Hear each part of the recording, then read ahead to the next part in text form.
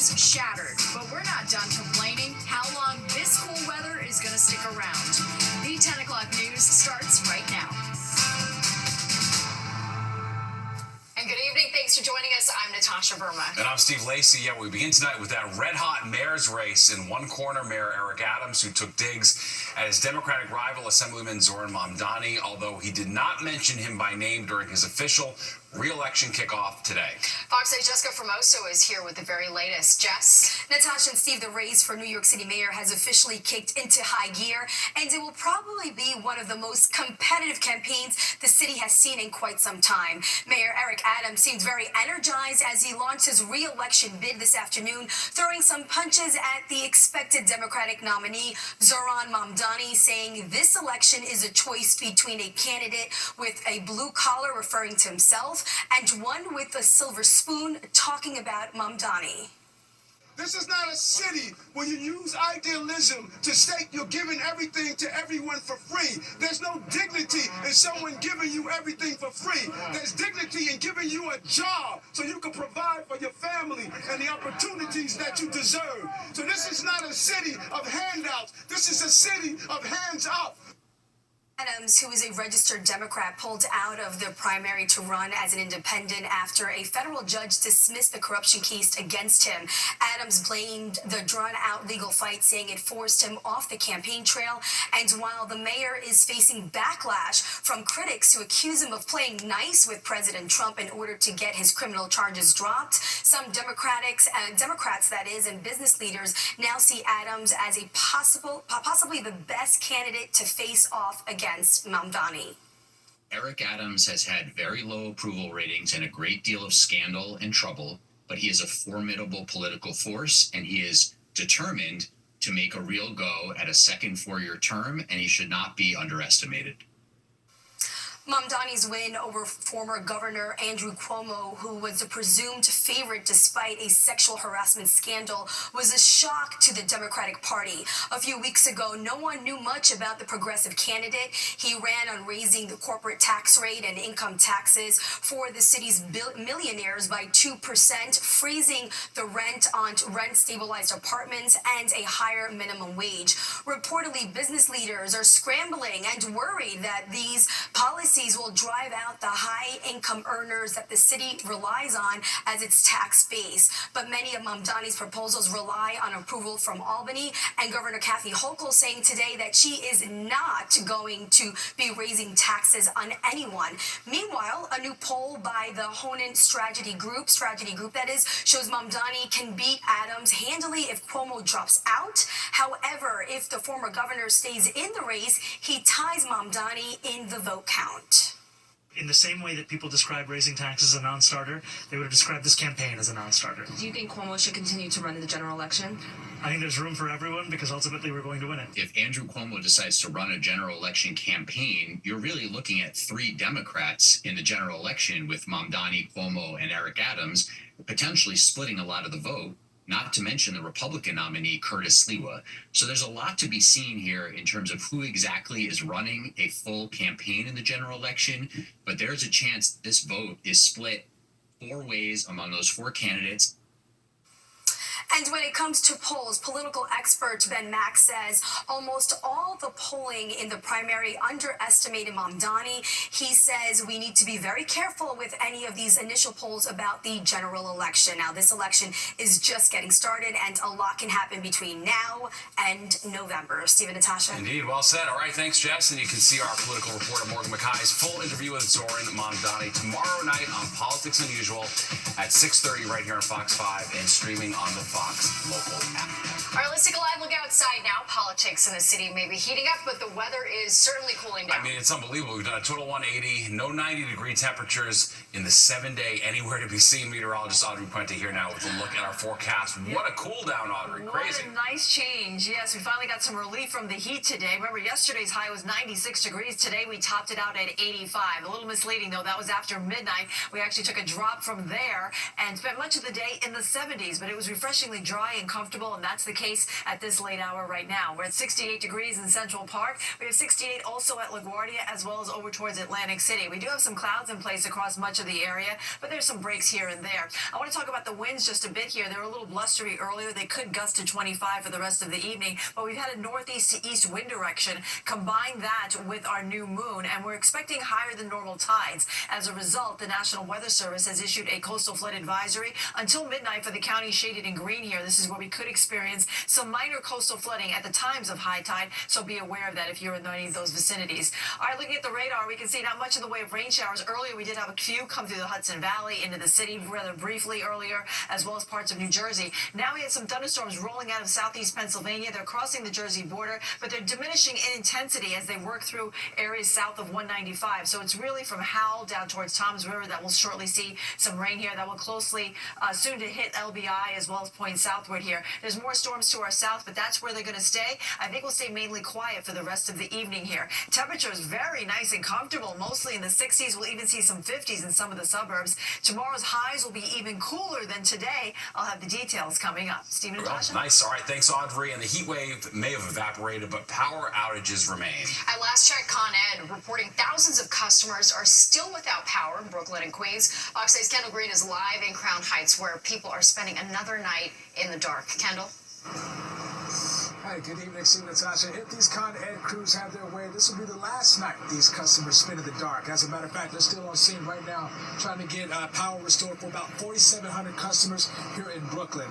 This has turned into a days-long effort now following that heat wave, and customers here along Dean Street, an area hit hardest, tell me this outage just started for them yesterday evening. They told me the heat was so intense, some saw smoke emerging from manholes. Others actually reported seeing flames coming from those same manholes, as households, as a result, are going into another day without power. Now, Con Ed officials confirmed their equipment suffered serious damage, which spanned the entire service area following the hottest conditions they've seen since 2012.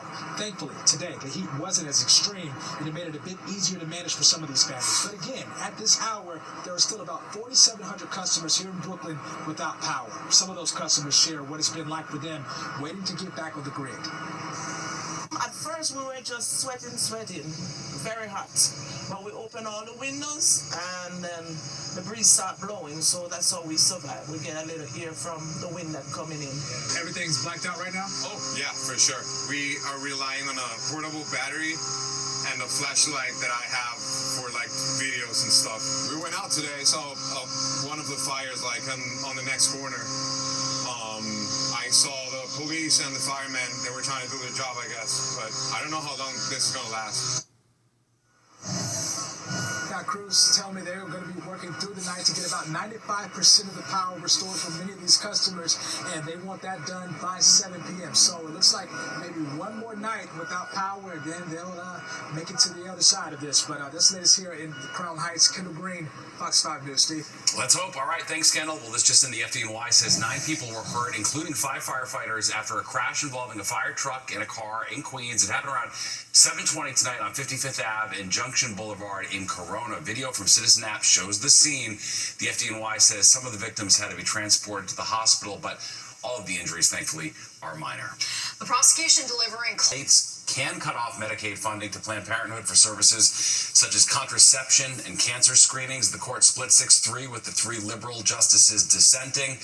The case centers on funding for other health care services Planned Parenthood provides in South Carolina. Planned Parenthood says the court's ruling will hinder access to certain kinds of care for 1 million patients in the state and could affect other states if governors decide to cut funding for Planned Parenthood from their Medicaid programs as well. South Carolina's governor says the decision protects the sanctity of life and defends his state's authority and values. Well, 10 years ago today, the Supreme Court legalized same-sex marriage across the U.S. On June 26, 2015, the court ruled 5-4 the Constitution's guarantees of due process and equal protection under the law means states cannot ban same-sex marriages. The decision marked a turning point for LGBTQ rights. Immediately after the decision, same-sex couples in many of the states where gay marriage had been banned headed right to the altar. Fashion icon Anna Wintour announcing she's stepping down as editor-in-chief of American Vogue. It's a position she's held for nearly 40 years. She broke the news to her staff during a meeting today. Despite the change, her long tenure at Vogue will continue. Wintour will keep her role as global chief content officer for Condé Nast and will continue to oversee the brand's magazines with the exception of The New Yorker, and she will remain Vogue's global editorial director. That's exactly what she should be doing. She's so smart and she's such a visionary, because that's what's going to take these publications into the future, by her basically becoming higher and overseeing more and executing less, so that she can inspire and basically train new people. Wintour is working to find a new head of editorial content to handle the day-to-day operations for American Vogue. Well, a huge loss tonight in the political world that's being felt across Long Island and all the way to our nation's capital. Former Congresswoman Carolyn McCarthy, whose political career was born out of tragedy, has died. Fox 5's Linda Schmidt takes a look back at her life and legacy. It was 3 weeks before Christmas in 1993 when a crazed gunman opened fire on the LIRR, shooting commuters who were on their way home from work. Among the 6 people killed was Carolyn McCarthy's husband, Dennis. Her son, Kevin, shot in the head, but miraculously survived. I covered her husband's funeral for Fox 5 32 years ago. Everyone in attendance of today's service today seemed to be calling for an end to the senseless violence. The tragedy shattered the McCarthy family, but it did not break their spirit. Without any political experience, McCarthy decided to run for Congress to fight for gun control. She was a registered Republican who ran as a Democrat, and she defeated the incumbent Republican. We did it. Her son, Kevin, by her side, McCarthy served as a member of Congress from Nassau County for 18 years.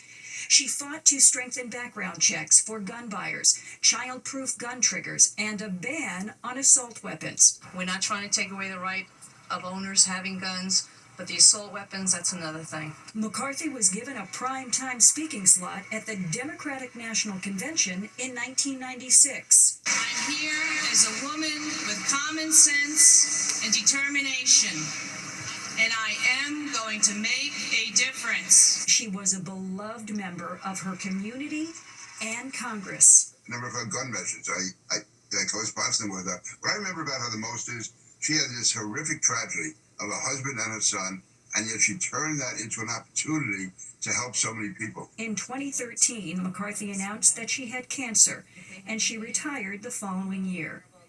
Late this afternoon, the House held a moment of silence for her. And Governor Hochul has directed flags on all state government buildings be flown at half-staff in McCarthy's honor. In the newsroom, Linda Schmidt, Fox 5 News. Bill Moyers, the former White House press secretary who became one of television's most honored journalists, has died. His career ranged from President Lyndon Johnson's press secretary to newspaper publisher and senior news analyst at CBS News. But it was at public television that Moyers produced some of his most intelligent and provocative programs, covering subjects ranging from government corruption to modern dance. He called himself a citizen journalist. Bill Moyers was 91 years old. We're getting closer to the jury getting the case. All right, closing arguments underway. There's a tick explosion in the city. What you need to know to stay bite-free.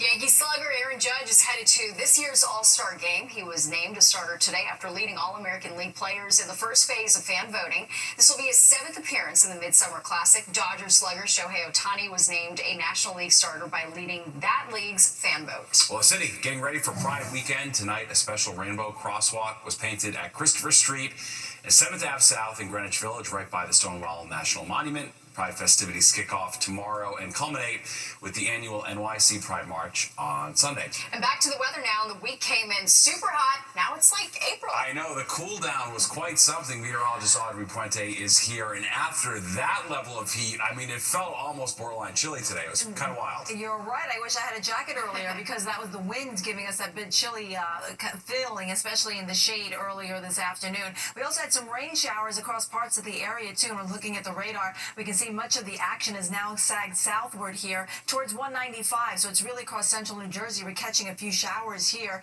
and now they're heading eastward. So now we're seeing some rain moving into Wall Township over towards Seagirt and point southward like towards Seaside Heights. This is going to dive further south, affecting Long Beach Island and point southward across New Jersey. There's a couple of thunderstorms too to our southwest, but they're kind of losing their punch as they work their way southeastward here. And overall, we're expecting a quiet evening. The clouds will stay in place, but I don't expect much in the way of rain showers as we move further along through the evening. Now, we still have rain chances as we go into the next couple of days, but that will diminish as we go into Sunday, which is good news for the Pride March we just heard about.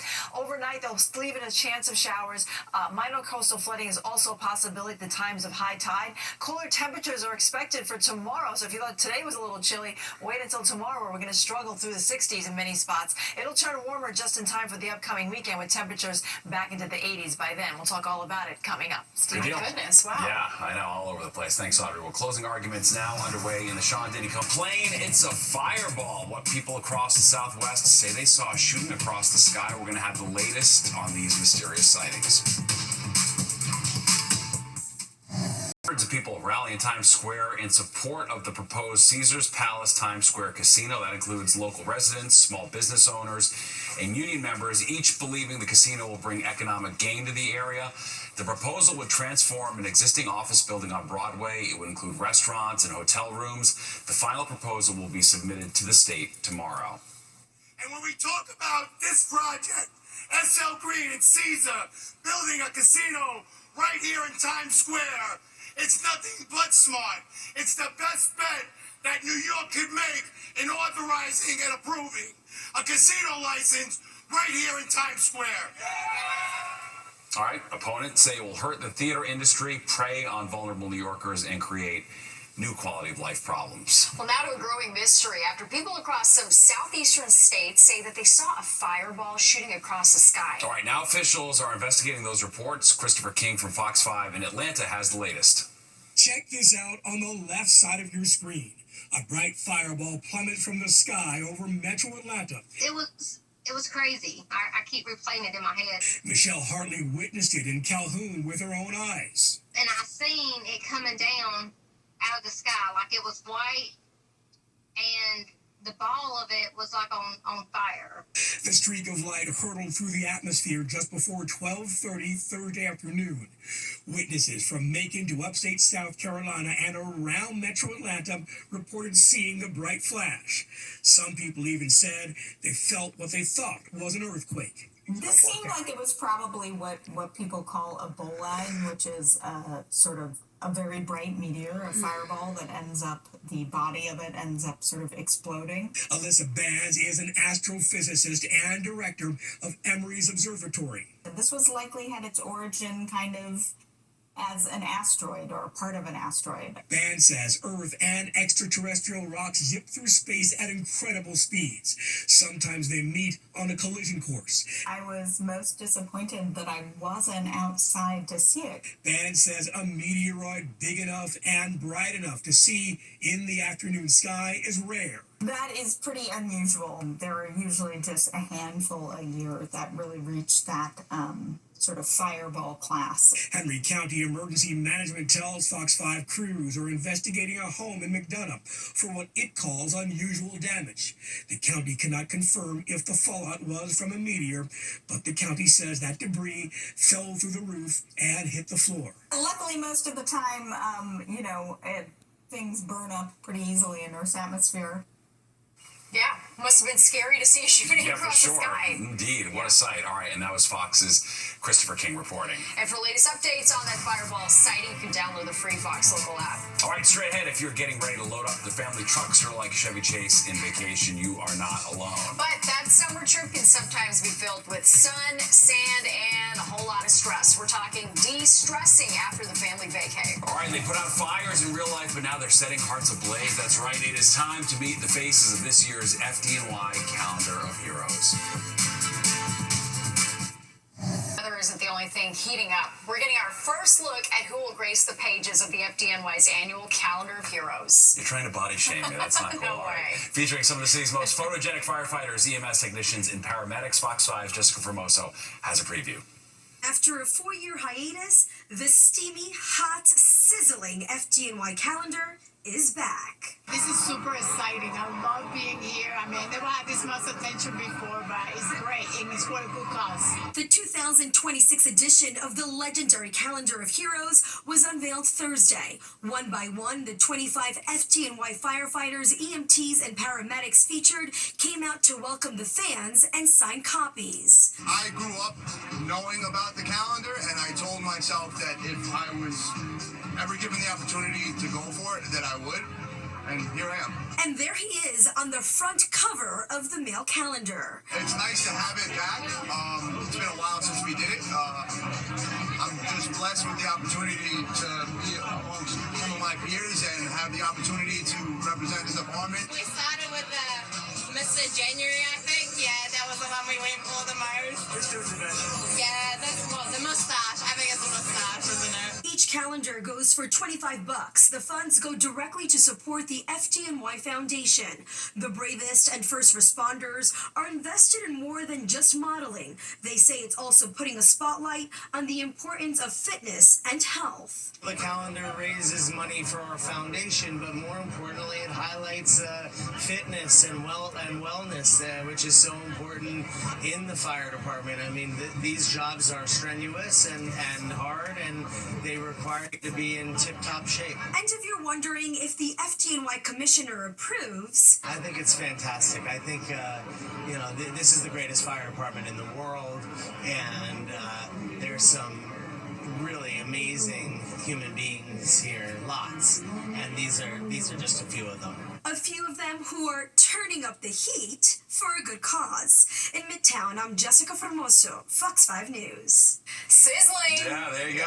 You gotta love it. All right, well, summer is here and the time is right for a family trip. But let's get real. You already know that you're going to need a vacay from that family vacation. How to take the stress out of traveling with the fam. All right, plus jaywalking, you are not a real New Yorker if you haven't done it, but now it's actually legal. Well, we are getting into peak summer travel season. If you're already stressing about the annual family trip, you're definitely not alone. Fox 8 Stephanie Bertini takes a look at how long parents need to recover from the family vacay. Among all the families planning or currently on a summer vacation, this one from Oklahoma City. Hi. Mom, Dad, and the 3 kids are in New York City and then headed to a beach house in North Carolina, something especially Mom is looking forward to. Mom's looking forward to the beach, yes.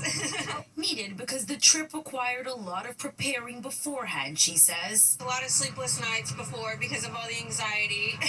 The whole trip, about 3 weeks, Dad working remotely, so multitasking like many parents do. There is no such thing as a break, your parents. It's no secret that a vacation with the kids isn't really that relaxing. When you have young children, taking a vacation is not a vacation.